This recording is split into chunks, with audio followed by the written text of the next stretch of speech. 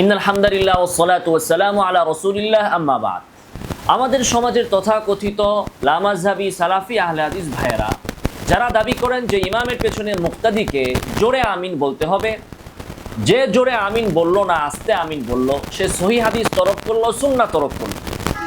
তারা তাদের এই দাবির সপক্ষে যে হাদিসগুলো দিয়ে দলিল পেশ করে থাকেন তার মধ্যে একটি হাদিস হচ্ছে সুনান ইবনে মাজার 856 নং হাদিস, যেখানে আয়েশা রাদিয়াল্লাহু তাআলা আনহা থেকে বর্ণিত হয়েছে আল্লাহ রাসূল সাল্লাল্লাহু আলাইহি ওয়াসাল্লাম বলেন, মা হাসাদাতকুমুল ইয়াহুদ আলা শাইইন মা হাসাদাতকুম আলা সালামি ওয়াত তামিন। অর্থাৎ আল্লাহ রাসূল সাল্লাল্লাহু আলাইহি ওয়াসাল্লাম ইরশাদ করেন, ইহুদিরা তোমাদের প্রতি এতটা হিংসা পোষণ করে না যতটা না হিংসা পোষণ করে সালাম এবং তামিন অর্থাৎ আমিন বলার উপর। অর্থাৎ ইহুদিরা মুসলমানদের প্রতি সবচেয়ে বেশি হিংসা পোষণ করে, বিদ্বেষ পোষণ করে মুসলমানদের সালাম এবং আমিন বলার উপর। তো এখান থেকে তারা বলেন যে ইহুদিরা যেহেতু আমিনের উপর হিংসা করে, তো হিংসা তারা কখন করবে? হিংসা করতে হলে শুনতে হবে আমিন বলাটা। আর আমিন বলাটা কখন শোনা যাবে? যখন আমিন জোরে বলা হবে।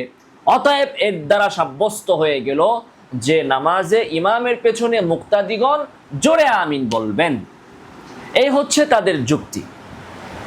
তাদের এই যুক্তিটা একেবারেই অবান্তর, একেবারেই ভিত্তিহীন।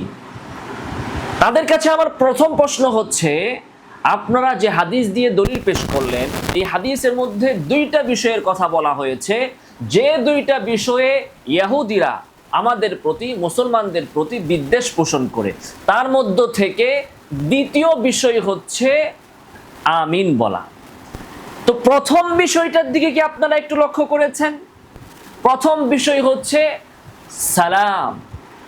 এখন আপনি যে যুক্তি সালামের ব্যাপারে দিলেন, যে যুক্তি আপনি আমিনের ব্যাপারে দিলেন, একই যুক্তি তো আপনাকে সালামের ব্যাপারেও দিতে হবে।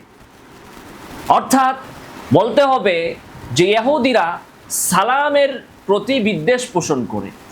তো বিদ্বেষটা কখন তারা পোষণ করবে? যখন তারা সালাম বলাটা শুনবে।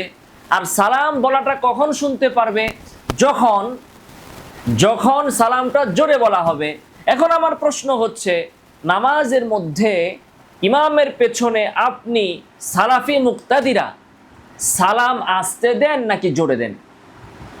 যদি আপনি সালাম আস্তে দেন তাহলে আপনার কাছে আমার ওই প্রশ্নই থাকবে যে প্রশ্ন আপনি আমিনের ব্যাপারে করেছেন।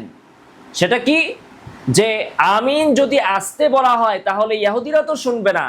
আর ইহুদিরা যদি না শোনে তাহলে তারা বিদ্বেষ কিভাবে পোষণ করবে, হিংসা কিভাবে পোষণ করবে? অতএব হিংসা পোষণ করতে হলে শুনতে হবে, শুনতে হলে জোরে বলতে হবে। তাহলে সালামের ক্ষেত্রেও তো একই কথা। সালামের ব্যাপারে ইহুদিরা হিংসা পোষণ করে, তো সে হিংসা কিভাবে করবে যদি সে শুনতেই না পায়? আর যদি সে কিভাবে শুনবে যদি আপনি জোরেই না বলেন? অতএব আজকে থেকে সালাফিদেরকে মুক্তাদির পেছনে জোরে সালাম দিতে হবে এই হাদিস অনুযায়ী। কেন তারা জোরে সালাম দেন না? এই প্রশ্ন তাদের কাছে আমার থাকলো। এখন এই প্রশ্নের উত্তর দিতে যে আমাদের সালাফি পণ্ডিতরা বলবেন যে না না, এখানে সালাম দ্বারা উদ্দেশ্য নামাজের বাহিরের সালাম, অর্থাৎ নামাজের বাহিরে আমরা যে পরস্পর সালাম দেই ওই সালাম।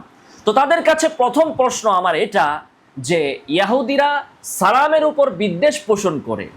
তো ইহুদি কি আপনার কানে কানে বলে গিয়েছে যে আমরা তোমাদের নামাজের ভেতরের সালামে বিদ্বেষ রাখি না, আমরা শুধুমাত্র তোমাদের নামাজের বাহিরের সালামে বিদ্বেষ রাখি?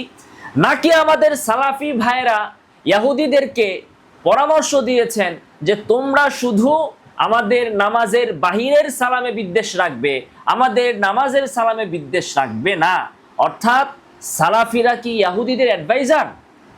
ইহুদিরা কি সালাফিদের কাছে জিজ্ঞাসা করে বিদ্বেষ পোষণ করে যে সালাফি ভাই আমরা ইহুদিরা তোমাদের প্রতি বিদ্বেষ করব, নামাজের সালামে নাকি নামাজের বাহিরের সালামে? এখন সাহাফিরা বলে দিল যে না না, নামাজের ভিতরের সালাম নিয়ে তোমরা বিদ্বেষ করবে না, নামাজের বাহিরের সালাম নিয়ে বিদ্বেষ করবে। বিষয়টা কি এরকম? বিদ্বেষ যদি সালামের প্রতি থাকে, আর অবশ্যই তো তাদের আছে যেহেতু নবী বলেছেন, তো সেটা তো নামাজের সালামের ব্যাপারে বেশি থাকবে। কারণ নামাজের ভেতরে ইমাম সালাম দেন, তার সাথে মুক্তাদিরাও সালাম ফেরান, সবাই একসাথে সালাম ফেরাচ্ছেন। তো সালামের এই যে আকৃতি, এই যে একটা ধরন, এটা তো পৃথিবীর মধ্যে মুসলমানদের সালামের সবচেয়ে শক্তিশালী এবং সবচেয়ে বড় ধরন, বড় কাঠামো।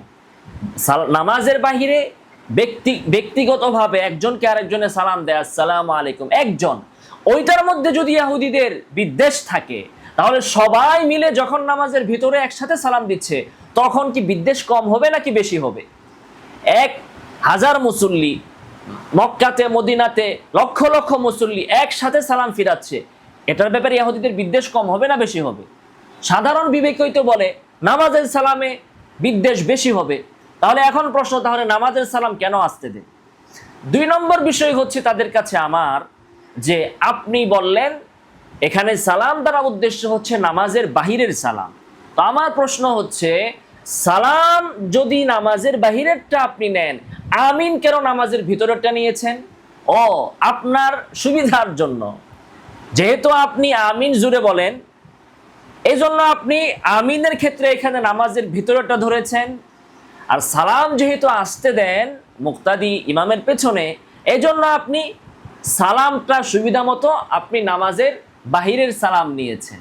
তো এই হচ্ছে সালাফিদের, তথাকথিত সালাফিদের সুবিধাবাদী ধর্ম। যেমনে সুবিধা হয় সেভাবে তারা হাদিসকে ব্যাখ্যা করে। এখানে আসলে মূল বিষয়টা কি, এবার আমরা এখানে আলোচনা করি। এখানে মূল বিষয় হচ্ছে, আল্লাহ রাসূল সাল্লাল্লাহু আলাইহি ওয়াসাল্লাম বলেছেন যে ইহুদিরা মুসলমানদের প্রতি সবচেয়ে বেশি বিদ্বেষ রাখে মুসলমানদের সালামে এবং তাদের আমিনে। সালাম আমরা নামাজের বাহিরেও দেই, ভিতরেও দেই, আমিনও নামাজের বাহিরে দেই, নামাজের ভিতরেও দেই। আমরা সূরাতুল ফাতিহার পরে আমিন বলি, আমরা দোয়ার পরে আমিন বলি। এখন ইহুদিদের হিংসার জন্য জোরে আমিন বলাটা আবশ্যক হয় না। হিংসার জন্য ইহুদিরা হিংসা করে, এই কথাটা বাস্তবায়িত হওয়ার জন্য বা এই বিষয়টা বাস্তবায়িত হওয়ার জন্য ইহুদিদের আমিন শোনাটা সবসময় আবশ্যক নয়, বরং তাদের জানা থাকাটা আবশ্যক। ইহুদিরা জানে গায়রুল মাগদুবি আলাইহিম ওয়ালাদ-দাল্লিনের পরে নামাজে ইমাম মুক্তাদি আমিন বলে। এই যে তারা জানে যে আমিন মুসলমানেরা বলে, এই বলা থেকেই তাদের হিংসা হতে পারে, তাদের শুনতে হবে, এটা তো জরুরি না। আরেকটা বিষয় খেয়াল করেন, যদি তারা বলে যে ইহুদিরা শুনে, তো ইহুদিরা কি নামাজের সময় মসজিদে নববীর সামনে এসে দাঁড়ায় থাকতো নাকি? ইহুদিরা, এখানে ইহুদি মানে সমস্ত ইহুদি জাতিকে বলা হয়েছে। তো নামাজের সময় আল্লাহ রাসূলের যুগে মসজিদে নববীর সামনে কি ইহুদিরা সিরিয়াল ধরে দাঁড়িয়ে থাকতো আর আমিন বলা শুনতো, শুনে হিংসা করত? এরকম বিষয় ছিল? অস্বাভাবিক কথা। বর্তমানে কি ইহুদিরা আমাদের মসজিদে এসে এসে দাঁড়িয়ে থাকে আমিন শোনার জন্য আর শুনে পরে হিংসা করে? এটা তো অস্বাভাবিক, অবাস্তব কথা। এখানে বিষয় হচ্ছে হিংসা করার জন্য আমিন শোনাটা জরুরি না, জানা থাকাটা জরুরি যে মুসলমানেরা ওয়ালাদ-দাল্লিনের পরে আমিন বলে, এটা তারা জানে, এটা জেনেই তারা হিংসা করে। তারা জানে যে মুসলমানেরা সালাম ফিরায় নামাজে, এটা জেনেই তারা হিংসা করে। এ হচ্ছে একটা কথা। দ্বিতীয় হচ্ছে, আল্লাহ রাসূল সাল্লাল্লাহু আলাইহি ওয়াসাল্লামের এই হাদিসটা যথার্থ হওয়ার জন্য, বাস্তবায়িত হওয়ার জন্য নামাজের বাহিরেও আমিন এবং সালামের ক্ষেত্র আছে, সেগুলো দেখেও ইহুদিরা হিংসা করতে পারে। তো ইহুদিরা আমিন এর উপর, সালামের উপর হিংসা করে, এর দ্বারা কখনো নামাজের ভেতরে মুক্তাদির জোরে আমিন বলাটাকে আবশ্যক করে না, অপরিহার্য করে না। নামাজ ছাড়াও আমিন আছে, নামাজ ছাড়াও সালাম আছে। আর নামাজের ভেতরেও ইহুদিদের হিংসা করার জন্য আমিন জোরে বলা আবশ্যক নয়। তাদের হিংসা হলে জোরে আমিনের উপরও হতে পারে, আস্তে আমিনের উপরও হতে পারে। যখন তারা জানবে যে মুসলমানেরা আমিন বলে, মুসলমানেরা সালাম ফেরায়, মসজিদে নববীতেও তারা আমিন শোনার জন্য দাঁড়ায় থাকতো না, বর্তমানেও তারা আমাদের মসজিদে মসজিদে আমিন শোনার জন্য দাঁড়িয়ে থাকে না। কাজেই এই কথাটা খুবই অবাস্তব, অবান্তর এবং হাদিসের অপব্যাখ্যা, হাদিসের ভুল ফাহাম, ভুল বুঝ যে ইহুদিদের আমিনের উপর হিংসা করার জন্য আমিন শুনতে হবে, আর আমিন শুনতে হলে মুসলমানদের আমিন জুড়ে বলতে হবে। এটা খুবই খুবই মানে জ্ঞান বিরোধী, বিবেক বর্জিত কথাবার্তা। আল্লাহ সুবহানাহু ওয়া তাআলা আমাদেরকে সহিহ ইলম অর্জন করার তৌফিক দান করুন। আমিন ওয়া আখিরু দাওয়ানা আলহামদুলিল্লাহি রাব্বিল আলামিন।